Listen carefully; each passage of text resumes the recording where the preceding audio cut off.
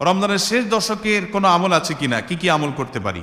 রমজানের শেষ দশক হলো আমলের সবচেয়ে গুরুত্বপূর্ণ দশক। ভাইরা আমার, নবী করিম সাল্লাল্লাহু আলাইহি সাল্লাম সম্পর্কে আম্মা আয়েশা বলেছেন, কানা ইয়াজিতাহিদু ফীহি মা লা ইয়াজিতাহিদু ফী গায়রি। রমজানের শেষ 10 দিনে আসলে নবী সাল্লাল্লাহু আলাইহি সাল্লাম ইবাদতের জন্য এত চেষ্টা করতেন, এত মেহনত করতেন, এত সাধনা করতেন, তার জীবনে অন্য কোন সময় ইবাদতের জন্য এত সাধনা করতেন না, শেষ 10 দিন ইবাদতের জন্য যেরকম সাধনা করতেন। এবং আমাদের আয়েশা বর্ণিত হাদিসে আরো বলেছেন তিনি, নবী করিম সাল্লাল্লাহু আলাইহি সাল্লাম কানা ইযা দাখালাল আশার, রমজানের শেষ 10 দিন যখন শুরু হতো, আহিয়া লাইলা, সারা রাত আর ঘুমাতেন না, শেষ দশক কখনো ঘুমাতেন না। ওয়া আইকাযা আহলা, পরিবারের লোকদেরকে ঘুম থেকে ডেকে তুলতেন। ওয়া সাদ্দামে ইজারা, কোমর বেঁধে নিতেন। এবং ইবাদতের জন্য সবচেয়ে বেশি মেহনত মুজাহাদা তিনি করতেন। ভাইরা আমার, রমজানের শেষ দশক হল ইবাদতের সবচেয়ে গুরুত্বপূর্ণ সময়। আমাদের বেশিরভাগ মানুষ ঈদের কেনাকাটায় আমরা ব্যস্ত হয়ে পড়ে, শহরের মানুষ গ্রামে যাওয়া ব্যস্ত হয়ে পড়ে, গ্রামের মানুষ শহরের মানুষকে ওয়েলকাম করার জন্য ব্যস্ত হয়ে পড়ে। আমাদের শেষ দশকের ইবাদত হয় না। শেষ দশক ইবাদত করার চেষ্টা করবো তো ইনশাআল্লাহ। শেষ দশকের প্রধান ইবাদত হলো এতেকাফ। শেষ দশকের প্রধান ইবাদত কি? এতেকাফ। এতেকাফ করার চেষ্টা করবেন। আমরা শেষের দিকে সেই এতেকাফের কথা বলি, তখন আপনারা এটার ফজিলত বুঝেন না। নবী করিম সাল্লাল্লাহু আলাইহি সাল্লাম রমজান রোজা তৃতীয় হিজরিতে ফরজ হয়েছে, তার ওয়াফাত পর্যন্ত কোনো বছর শেষ দশকের এতেকাফ ছাড়েন নাই, মসজিদে এতেকাফ করছেন। যুবকরা এতেকাফ করবেন তো ইনশাআল্লাহ। 3টা ইবাদতের স্বাদ নগদ পাওয়া যায়, আমি কোরআন হাদিসের আলোকে আমার অভিজ্ঞতার মিশেলে আমি জানাচ্ছি। এর মধ্যে একটা হলো, লম্বা সময় নিয়ে যদি সেজদা দিতে পারেন, বিশেষ করে তাহাজ্জুদে, তো দেখবেন এটার স্বাদ আপনি অনুভব করবেন। আর দ্বিতীয়টা হলো এতেকাফ। এতেকাফ রমজানের শেষ দশক যদি মসজিদে বসে যেতে পারেন, গাঁটটি মুস্কারিয়ে, কিচ্ছু করতে পারেন না, শুধু বসে গেছেন মসজিদে 10টা দিন, আপনার ফিল হবে যে আপনি আল্লাহ তাআলার চৌকাঠে এসে পড়েছেন। এতেকাফের মজা যারা একবার পায়, তাদেরকে এটা থেকে দূরে সরে রাখা যায় না। আর 3 নম্বর হলো আরাফাতের ময়দানের দোয়া। এটাতে যে স্বাদ, এই 3টা স্বাদ যে পাইছে, সেই স্বাদগুলো কখনো আর ছাড়তে চায় না। আল্লাহ আমাদের সবাইকে এতেকাফ করার তৌফিক নসিব করুন। রমজানের শেষ দশকে এতেকাফ করবেন, বেজর রাতগুলোতে বেশি বেশি ইবাদত করবেন, অন্য রাতগুলোতে ইবাদতবন্দি বেশি বেশি করবেন, কোরআন তেলাওয়াত বেশি বেশি করবেন, কারণ এই দশকে লাইলাতুল কদরে কোরআন নাজিল হয়েছে। আর নফল নামাজ, অন্যান্য দান সাদেকাও বেশি বেশি করে করবেন। রমজানে নারীদের প্রচুর ব্যস্ততা থাকতে হয়, তাই নারীদের জন্য অধিক ফজিলতপূর্ণ কোনো আমল আছে কিনা? আমাদের মা বোনরা রমজানে অনেক বেশি ব্যস্ত হয়ে পড়েন। মা বোনরা রমজানে বেশি ব্যস্ত হয়ে পড়েন, সেই জন্য তাদের ব্যস্ততা কমিয়ে আমল এবং ইবাদতের সুযোগ করে দেওয়ার দায়িত্ব আমাদের পুরুষদের। রমজান আসছে, সিয়াম বিরত থাকার জন্য পানাহার দিনের বেলা আল্লাহ তাআলা নিষেধ করে দিয়েছেন। আমরা এই পরিমাণ খানা খাই যে রমজানে আমাদের খানার চোটে মা বোনরা ইবাদত করতে চাইলেও করতে পারে না। দুপুর 3টা-4টা থেকে ইফতার বানানো শুরু হয় বেচারীদের। আমরা মাগরিবের সময় খাই, মাগরিবের পরেও তাদের কাজ করা লাগে। আমরা পরিকল্পনা করব এখন থেকে যে আমাদের ইফতারের আইটেমগুলো কমাবো এবং রমজানের আগে থেকে ঝামেলাগুলো সেরে ফেলবো, যাতে করে মহিলাদের বেশি একটা ইবাদত করতে বিঘ্ন সৃষ্টি না হয়। পুরুষরা সহযোগিতা করব যাতে করে তারা ইবাদত করতে পারেন। তবে তারা যে চেষ্টা করছেন রোজাদারের জন্য, সেটাও তাদের ইবাদতের সওয়াব এনে দিবে। সেই সাথে কাজের ফাঁকেও তারা জিকির আজকার, দোয়া দরুদ করতে পারেন, মাসিক অবস্থায় ইসলামিক বই পড়তে পারেন, জিকির করতে পারেন, দোয়া করতে পারেন। এভাবে তারাও রমজান মাসটাকে ফলপ্রসূ করতে পারেন। আল্লাহ তাআলা তাদেরকেও সওয়াব দিবেন ইনশাআল্লাহ। ঈদ উল ফিতরের রাতেও দিনের কোনো আমল আছে কিনা? ঈদ উল ফিতর এর সুন্নাহ আছে অনেকগুলো। কি কি সুন্নাহ আছে ঈদ উল ফিতরের? ঈদের চাঁদ ওঠার পর থেকে প্রথম আমল হলো ফিতরা দেওয়া।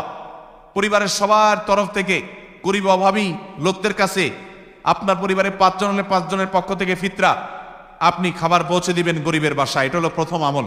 দ্বিতীয় হলো, ঈদের চাঁদ দেখা গেছে, তাকবীর শুরু করবেন, আল্লাহু আকবার, আল্লাহু আকবার, লা ইলাহা ইল্লাল্লাহ, আল্লাহু আকবার, আল্লাহু আকবার, ওয়ালিল্লাহিল হামদ। বেশি বেশি করে পড়তে থাকবেন এটা। পুরুষ হোক নারী হোক সবাই, পুরুষ একটু জোরে জোরে, মহিলা একটু আস্তে আস্তে। অবশ্য ওইটা ঈদগাহে আসার সময় জোরে জোরে পড়বেন, এক ঈদে জোরে এক ঈদে আস্তে, কিন্তু এমনি স্বাভাবিক অবস্থায় সাধারণ গতিতে পড়বেন, নারী পুরুষ সবাই যার যার মতো করে তাকবীর।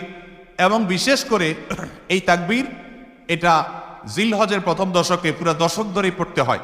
যাই হোক, এই ঈদের চাঁদ ওঠার পর থেকে ঈদের নামাজ পড়তে তাকবীর আমরা শেষ করে পড়তে থাকবো। তৃতীয়ত হলো মেসওয়াক করবেন। 4 নম্বর হলো গোসল করবেন ঈদের দিন উপলক্ষে। 5 নম্বর হলো সুন্দর পোশাক পরবেন, যা আছে এর মধ্যে সুন্দর, নতুন হওয়া জরুরি না। 6 নম্বর হলো সুগন্ধি ব্যবহার করবেন। 7 নম্বর হলো আপনার খেজুর খেয়ে তারপরে ঈদগাহে আসবেন, খেজুর খেয়ে মিষ্টি মুখ করে ঈদ উল ফিতরে ঈদগাহে আসবেন। এরপরের সুন্নাত হলো যে রাস্তায় ঈদগাহে যাবেন, আরেক রাস্তায় ঈদগাহ থেকে ফেরত যাবেন। এগুলো হলো ঈদের সুন্নাহ। ইফতারের সময় আজান দেওয়া হয়, তখন কি আজানের জবাব দেওয়া উত্তম নাকি ইফতার করা উত্তম? খুবই দরকারি একটা প্রশ্ন, খুবই দরকারি একটা প্রশ্ন। কারণ আমরা যারা নিয়মিত মাগরিবের সময় আজানের জবাব অন্য সময় দেই, রমজানে আসলে আমাদেরও বেশিরভাগ লোকের এটা দেওয়ার সুযোগ হয় না। কারণ ইফতার আজানের ওয়াক্ত, সূর্য ডুবছে, আজান হয়েছে, আমরা ইফতার নিয়ে এমনভাবে ব্যস্ত হয়ে পড়ি আজানের জবাব আর দেই না। এখন প্রশ্ন হলো কোনটা আগে করবেন, কোনটা পরে করবেন? উত্তর হলো আগে আর পরের দরকার নেই, দুইটাই সমান্তরালভাবে করতে পারেন। বিসমিল্লাহ বলে আপনি আল্লাহু আকবার যদি টাইম মতো আজান হয়ে গেল, আপনি ইফতার করলেন, ইফতার করে আপনি আল্লাহু আকবার আজানের জবাব দেন, খেতে থাকেন আর ফাঁকে ফাঁকে জবাব দিয়ে দেন। জবাব দেওয়ার সময় আপনি খেতে পারবেন না, একদম চুপচাপ বসে জবাব দিতে পারবেন, কোনো কথা নাই তো। খাওয়ার ফাঁকে ফাঁকে একটু ব্রেক দিয়ে দিয়ে আপনি আজানের জবাব দিয়ে দেন, তাহলে দুইটা একসাথে হয়ে যেতে পারে। আমরা অনেকে এটা করি না, এটা করা উচিত আমাদের। রমজানে কখন দোয়া করলে দোয়া কবুল হয়? রমজানে দোয়া কখন কবুল হয়? প্রথমত, রোজাদার ব্যক্তির সারাদিনই দোয়া কবুল হয়। নবী করিম সাল্লাল্লাহু আলাইহি ওয়াসাল্লাম বলেছেন যে রোজাদার ব্যক্তির দোয়া কবুল হয় হাত্তা ইফতিরা, সে ইফতার করার আগ পর্যন্ত। কোন কোন হাদিসে আসছে হিনা ইফতির, ইফতারের সময়টাতে দোয়া কবুল হয়। তাহলে রোজাদার সারাদিনই তার দোয়া কবুল হয়। আপনি রোজা অবস্থাতে, সিয়ামরত অবস্থাতে, অফিসে আদালতে, কাজে কর্মে, মা বোনরা রান্না বাড়ায়, যে যেখানে থাকেন না কেন, ওই ফাঁকে ফাঁকে আপনি দোয়া চালাই দিবেন। এবং দোয়ার জন্য অজুও জরুরি না, বিনা অজুতেও দোয়া করতে পারেন, যদি অজু করে করলে উত্তম। আর দুই হাত তুলে করতে পারছেন না, কাজ করছেন, মনে মনে আল্লাহর সাথে কথা বলছেন, এটাই দোয়া, মুনাজাত চলতে থাকবে। সারাদিনই রোজাদার ব্যক্তির রোজা অবস্থায় দোয়া কবুল হয়। বিশেষ করে ইফতার আগ মুহূর্তে দোয়া কবুল হয় স্পেশালি। আর ভোর রাত, সেটা তো দোয়া কবুলের সময়, সাহরির সময়টা। তাহলে সারাদিন, ইফতারের আগে এবং সাহরির সময়, 3 সময় রমজান মাসে দোয়ার জন্য বিশেষভাবে যত্নশীল থাকবো। এরপরে প্রশ্ন হলো, রমজানে গুনাহ মাফের জন্য কোন দামি আমল ও দোয়া আছে কিনা, কিভাবে ক্ষমা পেতে পারি দয়া করে জানাবেন। রমজানে গুনাহ মাফের জন্য আল্লাহ তাআলার কাছে তওবা এবং ইস্তেগফারের কোনো বিকল্প নাই। তওবা ইস্তেগফারই হলো গুনাহ মাফের প্রধানতম মাধ্যম। আপনি আল্লাহর কাছে বিগত জীবনের গুনাহগুলো মাপ চেয়ে পরবর্তী জীবন শুদ্ধ সুন্দর থাকবার সংকল্প করবেন, এটাই হলো মূল উপায়। এবং এর মাধ্যমে আল্লাহর কাছে গুনাহ আপনি মাফ করাতে পারেন। প্রতিদিন একটা সময় বের করেন, ওই যে বলছি সাহরির সময় 5টা মিনিট 10টা মিনিট একটু হাত তোলেন, একটু আল্লাহর সাথে কথা বলেন, আল্লাহ আমি অনেক গুনাহ করেছি, অনেক অপরাধ করেছি, আপনি সব মাফ করবেন, ওয়াদা করেছেন, আল্লাহ ক্ষমাশীল, আল্লাহ ওয়াদা করেছেন মাফ করবেন, আল্লাহ আমি আর করবো না, সংকল্প করেন, নিজে যা করেছি তার জন্য লজ্জিত হন, ভবিষ্যতে না করার সংকল্প করেন, আল্লাহ তাআলা মাফ করবেন ইনশাআল্লাহ। তারাবির নামাজের নিয়ত কিভাবে করব? তারাবির নামাজের নিয়ত কিভাবে করবেন? কারণ মুখস্থ আছে তারাবির নিয়ত? নাওয়াইতুয়ান বলেন, কার মুখস্থ আছে? একজন বলেন অন্তত। তারাবির নিয়ত কে বলতে পারবে? বলেন বলেন ভাই।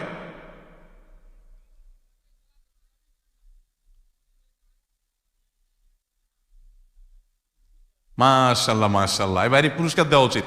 বসেন, আপনি অনেক কষ্ট করে মুখস্থ করছেন।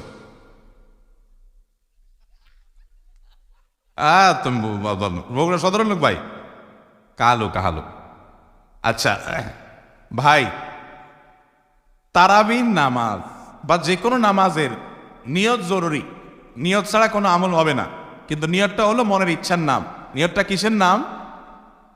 আমি বাইকে দিয়ে নিয়তটা কেন শুনছি সেটা আপনারা জানেন? জানেন না আপনারা? আমি ওনাকে দিয়ে কেন শুনলাম বলেন তো? কে বলতে পারবেন? কে বলতে পারবেন না? আমি ওনারা দিয়ে এই জন্য শুনছি যে ওটা আমার জানা ছিল না। এটা হলো সত্য কথা। ওইটা আমি নিজেও জানি না। নাওয়াইতুয়ান দিয়ে শুরু, এটা জানি,